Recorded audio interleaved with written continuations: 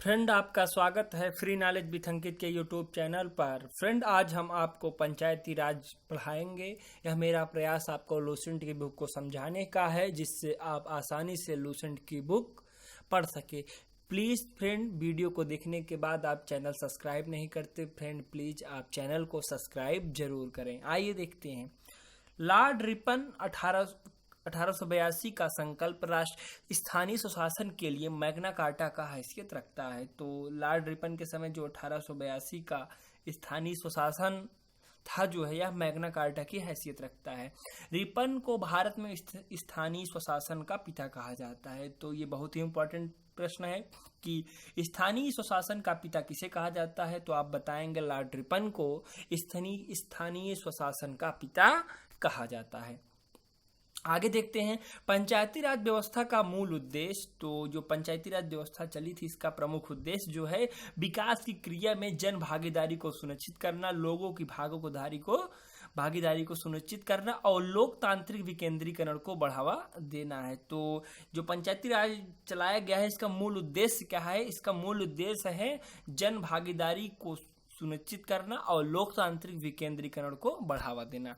आगे देखते हैं पंचायती राज का शुभारंभ स्वतंत्र भारत में 2 अक्टूबर 1959 को भारत के प्रथम प्रधानमंत्री जवाहरलाल नेहरू द्वारा राजस्थान के नागौर जिला में शुरू हुआ। बहुत ही इम्पोर्टेंट है कि पंचायती राज की शुरुआत कब हुई? 2 अक्टूबर 1959 को हुई। और यह किसके कार्यकाल में हुई? प्रधानमंत्री उस समय थे जवाहरलाल नेहरू, और राजस्थान के नागौर जिले से इसका प्रारंभ हुआ है। ठीक है फ्रेंड, बार बार परीक्षा में पूछा जाता है कि इसकी शुरुआत कहाँ से हुई। आप बताएंगे राजस्थान के नागौर जिले से, और 2 अक्टूबर 1959 को इसकी शुरुआत हुई। आइए आगे देखते हैं। आप जानते हैं 2 अक्टूबर 1959 को इसकी शुरुआत हुई, और 11 अक्टूबर 1959 को पंडित नेहरू ने आंध्र प्रदेश राज्य में पंचायती राज का प्रारंभ किया। तो सबसे पहले आपका कहाँ हुआ? राजस्थान में हुआ 2 अक्टूबर 1959 को नागौर जिले में, और उसके बाद 11 अक्टूबर की ये बात है, यह जो है पंडित जे नेहरू द्वारा आंध्र प्रदेश राज्य में पंचायती राज का प्रारंभ किया गया। आगे देखते हैं पंचायती राज को यदि किसी विधि के अधीन पहले ही विघटित नहीं कर दिया जाता है, तो उसकी अवधि अपने प्रथम अधिवेशन के लिए नियत तारीख से 5 वर्ष होगी। तो मतलब 243 अंगा में यह बात कही गई है। और इसकी प्रमुख समितियां देख लेते हैं, कौन कौन सी समिति बनी जो परीक्षाओं में बार बार आती है। जो पंचायती राज व्यवस्था को सुधार करने हेतु गठित समितियां थी। पहली समिति है बलवंत राय मेहता समिति, 1957, परीक्षा में डायरेक्ट पूछा जाता है। अशोक मेहता समिति 1977, पीवी के राय समिति 1985, एल.एम. सिंघवी समिति 1986, बहुत ही इंपॉर्टेंट है।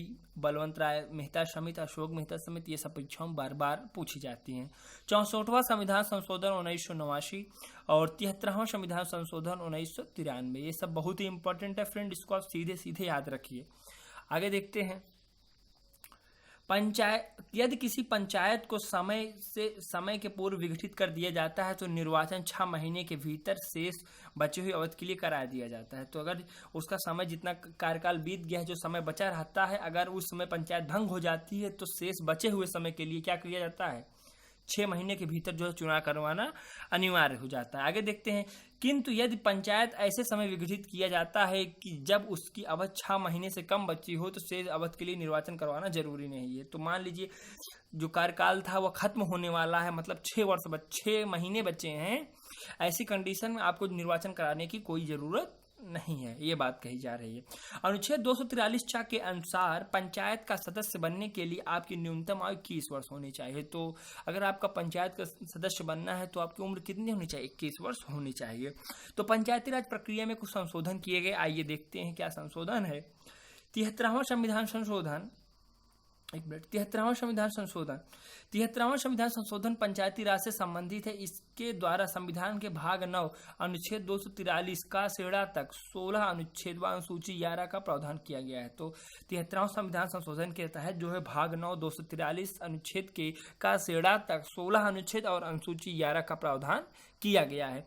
आगे देखते हैं 1986 में गठित एम.एल. सिंघवी समिति की सिफारिशों के आधार पर। तो एम.एल. सिंघवी समिति के सिफारिश सिफारिशों के आधार पर 73वें संविधान संशोधन अधिनियम 1993 द्वारा पंचायती राज को संवैधानिक दर्जा दिया गया है। तो संवैधानिक दर्जा इसको कब दिया गया आप जानते हैं, 73वां संविधान संशोधन 1993 द्वारा। आगे देखते हैं, वर्तमान में पंचायती राज व्यवस्था नागालैंड, मेघालय, मिजोरम राज्यों को छोड़कर अन्य सभी राज्यों में, दिल्ली को छोड़कर अन्य सभी केंद्र शासित प्रदेशों में लागू है।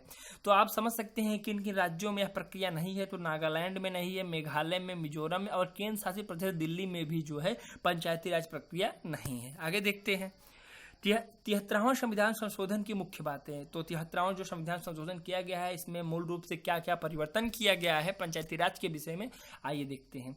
इसके द्वारा पंचायती राज के त्रिस्तरीय ढांचे का प्रावधान किया गया। तो पहले द्विस्तरीय थी, बाद में इसको जो है त्रिस्तरीय ढांचे का प्रावधान किया गया।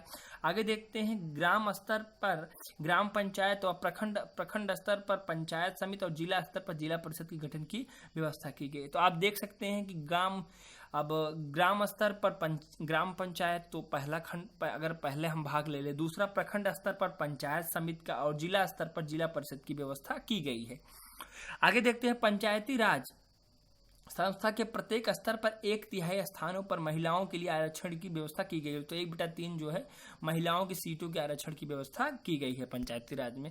ये कौन सा 73वां संविधान संशोधन के तहत ये सब बातें जोड़ी गई। आगे देख लेते हैं, इसका कार्यकाल 5 वर्ष निर्धारित किया गया है। आगे देखते हैं, पंचायत भंग होने के 6 माह के अंदर निर्वाचन होंगे। तो 6 माह के भीतर अगर पंचायत भंग होती है तो निर्वाचन होना अनिवार्य है। राज्य की संचित निधि से इन संस्थाओं को अनुदान देने की व्यवस्था की। तो राज्य की जो संचित निधि होती है, इससे इन संस्थाओं को जो है अनुदान देने की व्यवस्था की गई है। आगे देखते हैं, 73वां संविधान संशोधन के द्वारा पंचायती राज अधिनियम का निर्माण करने वाला प्रथम राज्य कर्नाटक है। तो 73वां संविधान के आधार पर अगर पंचायती राज का प्रथम जो है अधिनियम का निर्माण करने वाला अगर कोई है तो वह कौन है, जो प्रथम राज्य कौन कहा जाता है, कर्नाटक को कहा जाता है। आगे देखते हैं, 74वां संविधान संशोधन में क्या क्या बातें जोड़ी गई, आइए देखते हैं।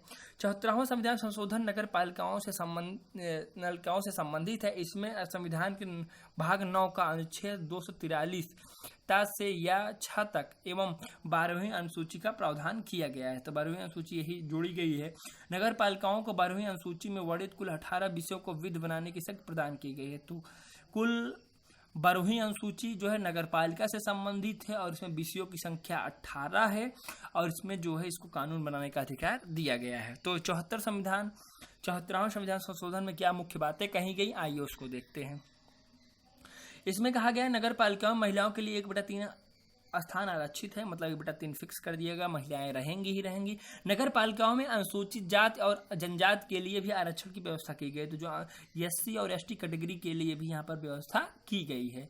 आगे देखते हैं, नगरीय संस्थाओं का कार्यकाल 5 वर्ष होगा और विघटन की स्थिति में 6 माह के भीतर चुनाव अनिवार्य है। आप पहले ही पढ़ चुके हैं कि कार्यकाल 5 वर्ष होगा नगरीय संस्थाओं का और इनका जो है विघटन के होने पर जो 6 माह के भीतर चुनाव कराना अनिवार्य होगा। आइए देखते हैं नगर पालिकाओं के प्रकार क्या होते हैं। अगर देखते हैं, नगर पंचायत होता है, नगर परिषद होता है, नगर निगम होता है। ऐसा ग्रामीण क्षेत्र जो नगर क्षेत्र में परिवर्तित हो रहा है वहां पर नगर पंचायत होती है। छोटे नगर क्षेत्र के लिए नगर परिषद और नगर निगम बड़े शहरों के लिए, जैसे इलाहाबाद हो गया, लखनऊ हो गया, कानपुर हो गया, जो बड़े शहर हैं इनके लिए क्या होता है, नगर निगम की व्यवस्था की गई है। नगर निगम की स्थापना सर्वप्रथम मद्रास में 29 सितंबर 1688 को की गई थी।